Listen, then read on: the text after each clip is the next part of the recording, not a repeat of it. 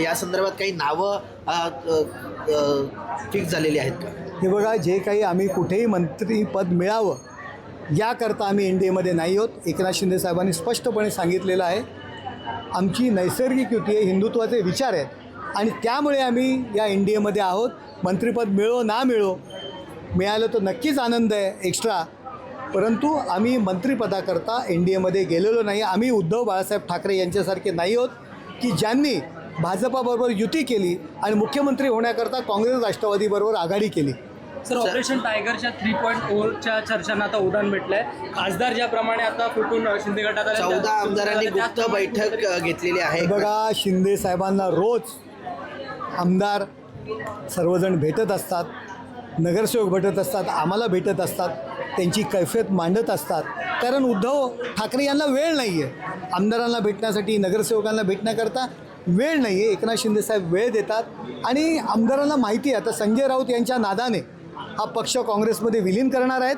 त्यामुळे नक्कीच आमदार नगरसेवक यांच्यामध्ये चलबिचल सुरू झालेली आहे आणि लवकरच तुम्हाला बदललेलं चित्र दिसेल. सर, काल खासदार जे होते त्याच्या निधी संदर्भातली काय माहिती समोर आली होती.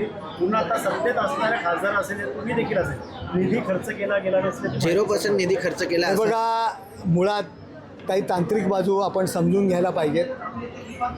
खासदार निधीच्या संदर्भात काही हेळसाडपणे वृत्त दिले जात आहेत. मी तुम्हाला गेल्या आठवड्यात जाहीर पत्रकार परिषदेमध्ये सांगितलं, खासदार निधी हा प्रत्येक खासदाराला 5 करोड रुपयाचा असतो. त्यामध्ये 50 लाख रुपये GST म्हणून कट केला जातो. 4-4.25 करोडमध्ये तुम्ही 6 विधानसभेला या ठिकाणी न्याय देऊ शकत नाही. म्हणून खासदार 3 ते 4 वर्षाचा निधी एकत्र करतात आणि 4थ्या आणि 5व्या वर्षी तो खर्च करतात, जेणेकरून 6 विधानसभा मतदारसंघामध्ये न्याय देता येईल. त्यामुळे ती टेक्निकल गोष्ट आहे, परंतु खासदार म्हणून मग राज्य आयोग असेल, तुम्हाला DPDC असेल, टुरिझम डिपार्टमेंट असेल, MSRDC असेल, नगरविकास असेल, याच्याशी महानगरपालिका असतील, यांच्याशी पाठपुरावा करून हा निधी आणावा लागतो. आणि मी आज आनंदाने सांगेल की आम्ही स्वतः जो खासदार निधी हा फक्त MP लाईट्स म्हणून नगरसेवकसुद्धा अशाच पद्धतीने काम करत असतात.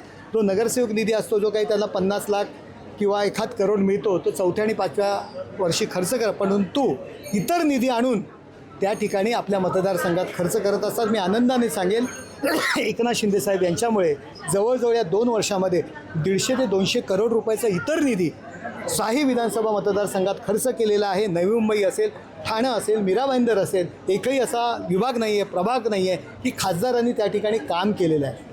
केवळ MP लाईट्स फंड्स हा एक वेगळा हेळ असतो, तो 4थ्या आणि 5व्या वर्षी खासदार खर्च करत असतात. जर तुम्हाला 4.5 करोडमध्ये जर 6 विधानसभा जर पकडल्या तर 70 लाख असा प्रत्येक विधानसभेला येतो. त्यामुळे 2 किंवा 3 छोटी छोटी कामंसुद्धा करू शकत नाहीत. बाकीचे लोक नाराज होतात.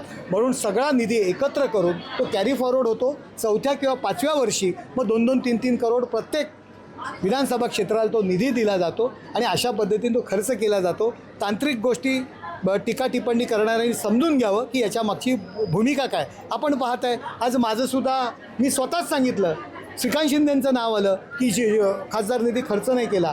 खासदार निधी आम्ही 4थ्या किंवा 5व्या वर्षी खर्च करतो. आज आम्ही प्रत्येक मतदारसंघामध्ये किमान सर्व 6 विधानसभा जर पकडल्या तर किमान मी जवळजवळ 200 करोडपर्यंत निधी आणलेला आहे, वेगवेगळ्या मार्गाने, वेगवेगळ्या डिपार्टमेंटनी. सर्वप्रथम आम्ही तो खर्च करतो आणि शेवटच्या वर्षी खासदार निधी खर्च केला जातो. सर,